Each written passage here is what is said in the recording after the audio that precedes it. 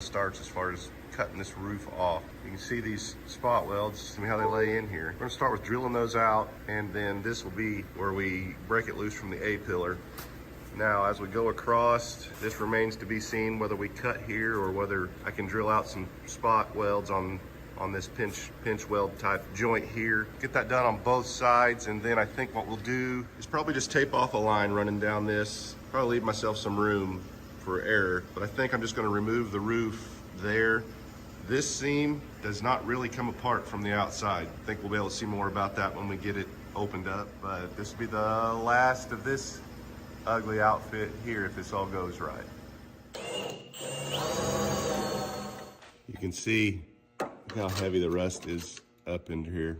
Definitely got to get this top off and get that treated. Now, when we take our other piece apart off of our donor top, we probably better be more careful than this. But this is just ripping into it to see how it does come apart. Then we'll hopefully refine our technique for step 2. Okay. We're cut and peeled back on this side.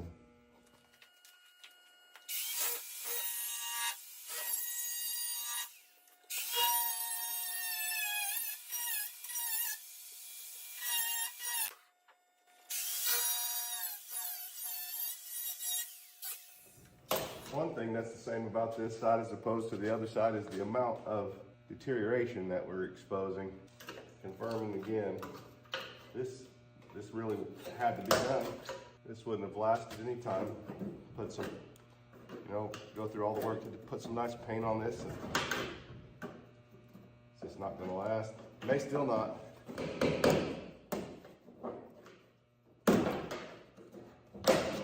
We're gonna know a lot more about how to do it by the time this is done. It ain't too bad. There's a piece of wood in there. So here's what we're seeing. It's not horrible. This can all be dealt with. Move around to the front, figure out what we're gonna do to get the front of this thing loose.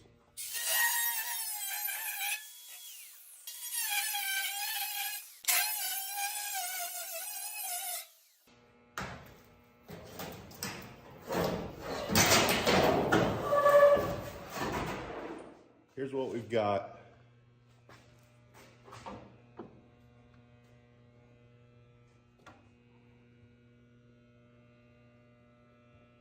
We got it off.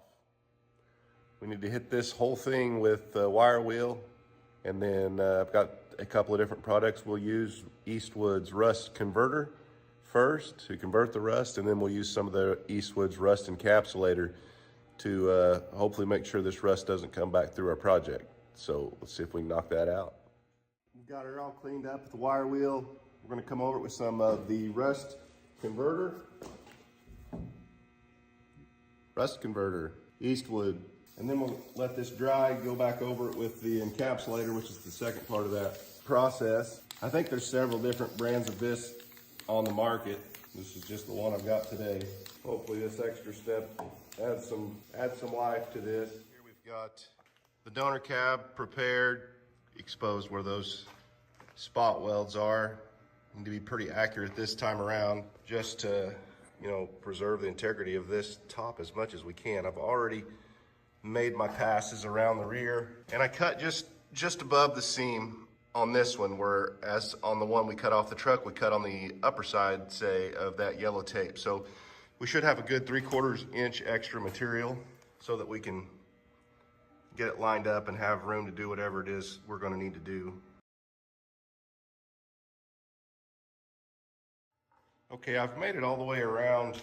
I've tried to be pretty gentle with it. It's stuck, something's stuck. I'm not sure what, but it looks like maybe there's some type of seam sealer or filler or something laying in the underside of these door openings. So I'm gonna get at that with the disc and see if I can break it loose. I don't want to pry on this piece for obvious reasons, so just trying to get it off as easily, as gently as possible.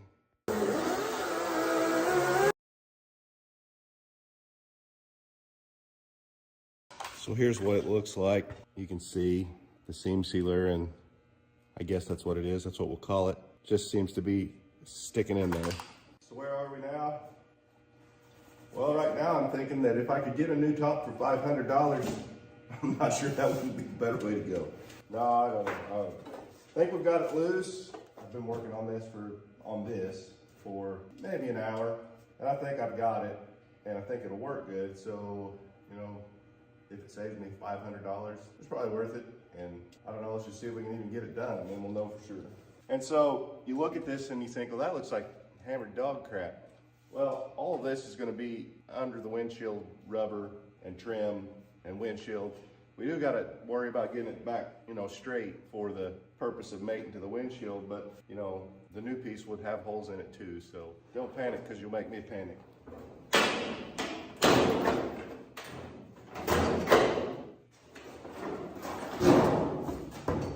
Okay, here's our piece. Here's what your rust converter does after it dries. It converts that rust over into, I think it's iron oxide, but it converts it over into a paintable substance. Is make a patch panel to seal up the inside layer of this cab. So we'll go over here, take some measurements, and begin cutting that patch panel that we need.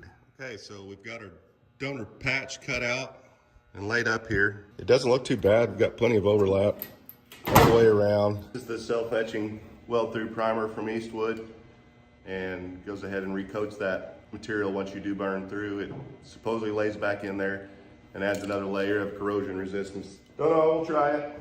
It's not cheap. Got the Multimatic 220 set for 024 wire. We're gonna try 16 gauge. I'm gonna use the auto set feature and see if we can start burning some of this in. So here's how it shaped up. It lays in there pretty good. We got good penetration all the way through, and really it laid in pretty well everywhere except maybe just a little in that corner. All that's gonna be pretty easy to deal with. Now I'm gonna go ahead and seam seal around both of these patches. Picked up some sound deadening, and I thought I'd go ahead and slap that on while I had it apart. Had some Dynamat on the shelf from an older project. Thought I might as well stick that on there. With the roof clean and dry, I could go ahead and start applying my sound deadener. Installation straightforward, simply remove the backing and stick it down. It was just a little bit cold in my shop, so I applied some heat with the torch just to make sure the glue was good and tacky. And then using the backside of a screwdriver, I worked my way around the material, just making sure it was good and stuck down all the way around. Put the Dynamat sound deadener up on the roof. I talked about using this, which came off of our donor cab, but the longer I thought about that, the more I thought that was a terrible idea. So I ordered some insulating foam off of Amazon of brands on there, stuff just like this. Some of it gets really expensive. I think this was called Purcell, and this sheet is 60 by 40, I think, inches. And it was $27. So I thought that was cheap enough. Some of the same types of material were up over $70, and I was having a hard time justifying that. But for $27, I did pick the insulation up. And having the opportunity to insulate that against heat primarily, it's kind of a one-shot deal. I mean, you can do some stuff from the inside, but you know, there's no reason not to do it now.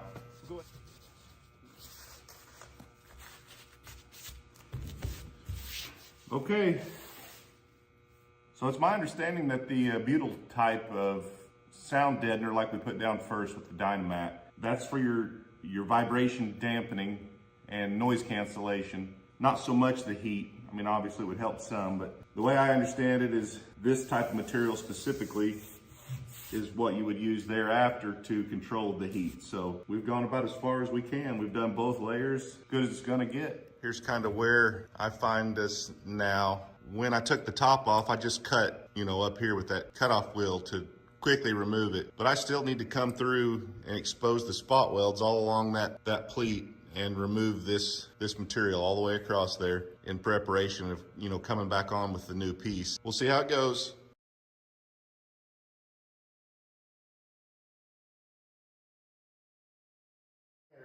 And now where we are, we'll run across the bottom of this fairly quickly and see if we can just make sure that we're still straight. It's not too bad. if the camera will focus, you can see a couple of areas, maybe just right in here, you know, run across that quickly, the hammer and dolly, and get it as good as we can. Okay, I've got a few things I need to do still yet to this donor cab before we actually start welding it on there. I need to go through and fill all the holes where the drip edge screws went through it. I'll use this homemade copper paddle to run along the back side.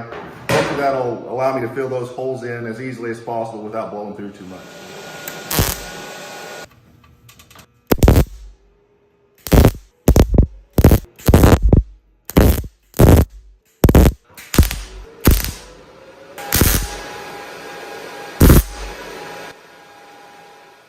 Okay, we've got it laying up here, and I think what I want to do is get it, I want to put some tacks on it. I want to push it down into place, put some tacks on it, tape off a nice straight line, and come back through and cut again all the way across so that we can make these two seams match, and that way we can flush weld them and get them in place, and that way we don't have a lap weld. Or anyway, I think a butt weld would be the way to go on this.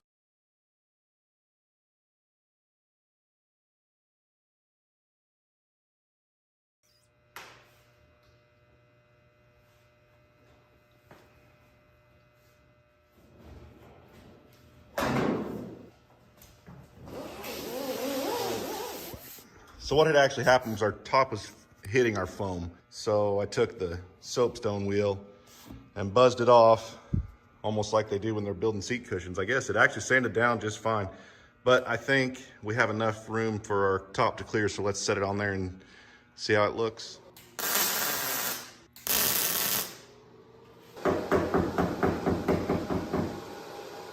So here you can see we're starting to go back together. It's laying in nice and tight. Got a lot of welding ahead of us here, but it's gonna be okay. We've been at this for a bit now, and we're slowly gaining ground.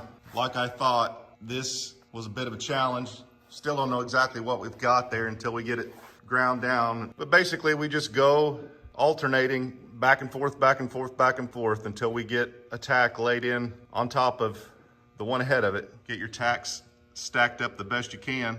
Then we'll come back and see if we missed anything. If we did, we'll fill it in.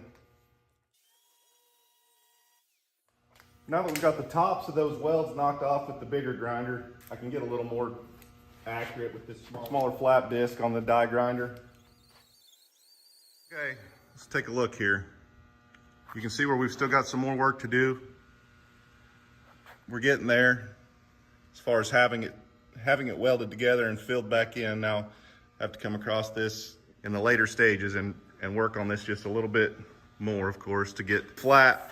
And then, you know, we're gonna have to use body fillers. So some people frown on that, the purists do, but I guarantee you 90% of the vehicles out there have body filler in them.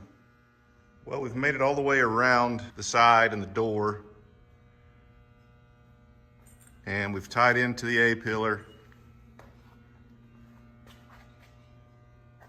Just need to smooth it up, keep trucking.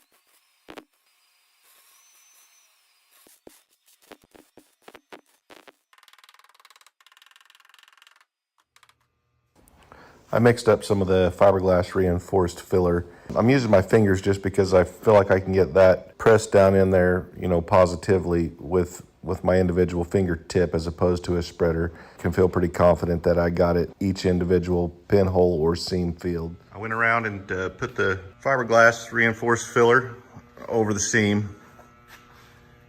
And so we'll be ready to knock that down and then come back over it with our filler. Still looks kind of rough. It's all part of it.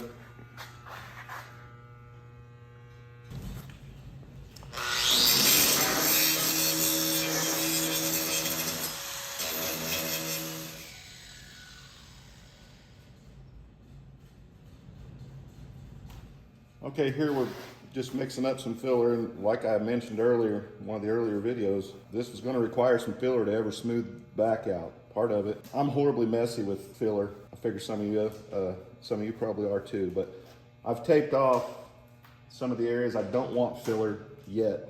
I'm gonna work this side, and then there's some rough stuff under this tape. If I can get this side worked, I'll untape and then I'll actually retape this, and maybe I can kind of minimize just the excess that you get with putting some of this stuff on.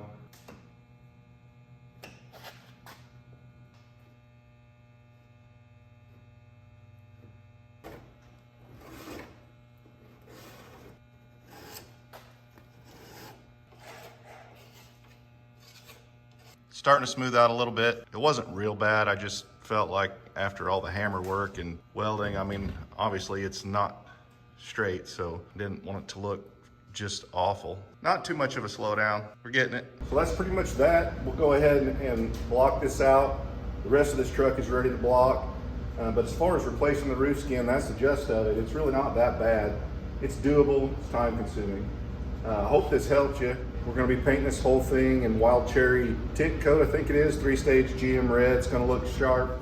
And now I've already bought the red.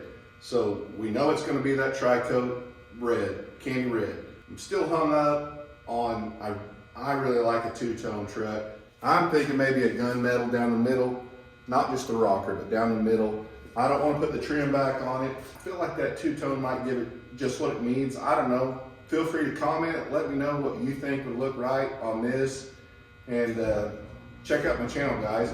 Thanks for watching, and I hope this helped you. Take care.